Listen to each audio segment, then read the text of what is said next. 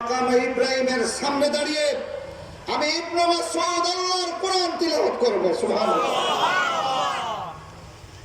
এরা বললেন, খবরদার, তোমার ভাই বিরাদর বলতে কেউ নাই, তুমি নিরীহ পরিবারের সন্তান।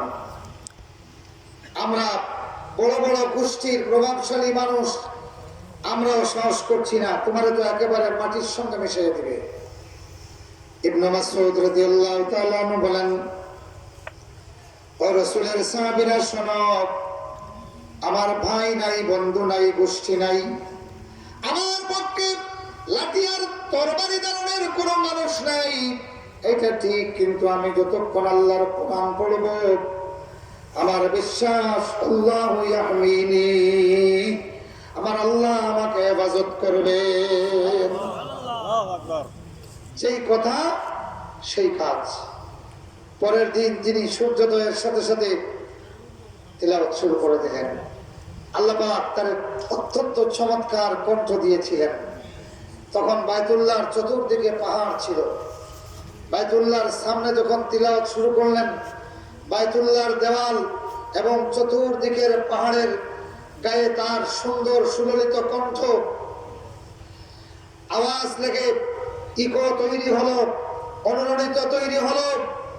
আর গোটা বায়তুল্লাহর সামনে যারা তাওয়াফ করছিল, তাওয়াফ বন্ধ করে ইবনে মাসউদের পিছনে দাঁড়িয়ে গেল। আল্লাহু আকবার। মক্কার কুরাইশ নেতৃবৃন্দ দৌড়ে এসে তারা আঘাত করা শুরু করলো। এক একটা আঘাতের কারণে 5 আঙ্গুলের দাগ বসে গেল, ঠোঁট ফেটে রক্ত পড়া শুরু হলো। আর ইবনে মাসউদ রাদিয়াল্লাহু তাআলা সূরা রহমানের প্রথম থেকে শেষ পর্যন্ত তিলাওয়াত করলেন। আল্লাহু আকবার। ভাইগো আমার, মাথা থেকে পা পর্যন্ত শত শত আঘাত করা হলো।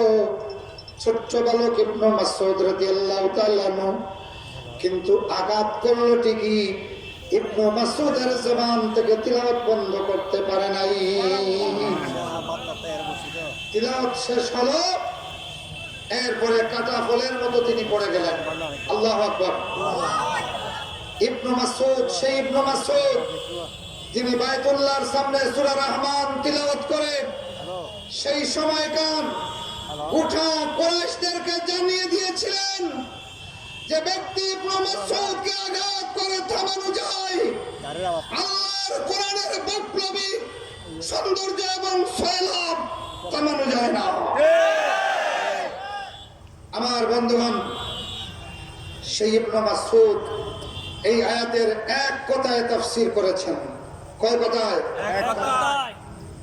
এক কথায় তাফসীর। আপনারা বলেন, যদি এখন সেই ইবনে মাসউদকে আমরা কোনো মাহফিলে পাইতাম, তাইলে তার কাছ থেকে কোরআনের তাফসীর শুনতাম কি শুনতাম না? এক কথায় তিনি তাফসীর করেছেন।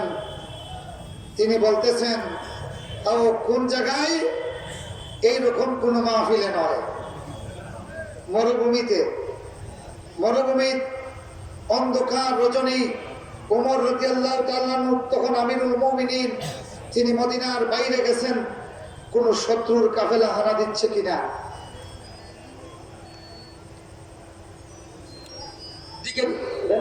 দিকে দিকে হাসি, চারিদিকে খুশি, আসছে আল্লামা আব্বাসী।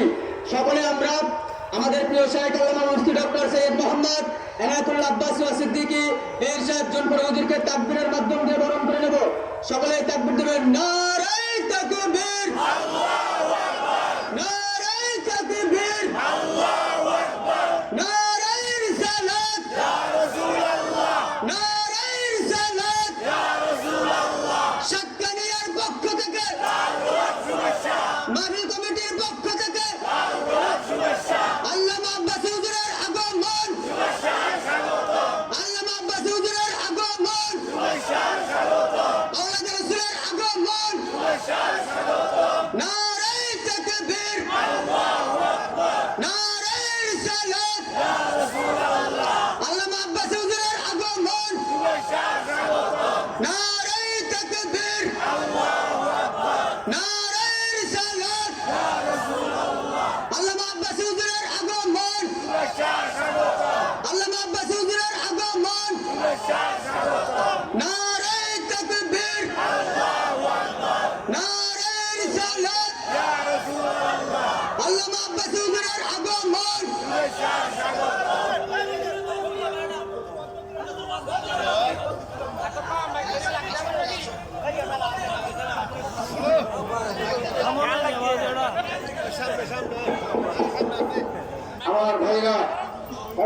খাত্তাব বের হয়েছেন, নিজে আমিরুল মুমিনিন মদিনায় পেট্রোল দিতে রাত বের হয়েছেন, মরুভূমির উত্তপ্ত ময়দানে, উন্মুক্ত ময়দানে গিয়ে ঘোড়া এবং উটের আওয়াজ পেলেন।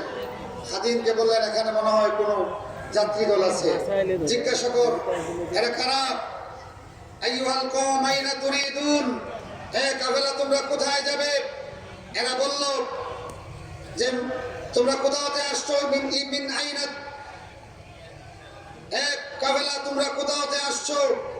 তখন তাদের কাছ থেকে জবাব আসলো যে আমরা মিন ফাজ্জিন আমি, সবচেয়ে নিম্ন ভূমি থেকে আসতেছি।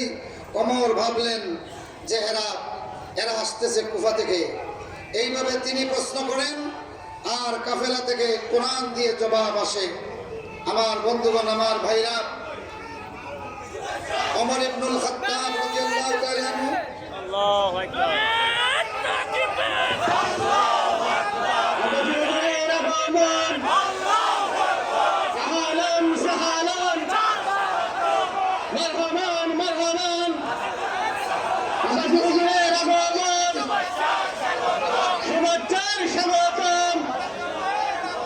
শাকিলাবাসীর পক্ষ থেকে লাল গোলাপ শুভেচ্ছা। স্লোগান হবে জোরে সবাই, নারায়ে তাকবীর, নারায়ে তাকবীর, আব্বাসী হুজুরের আগমন, শুভেচ্ছার স্বাগতম।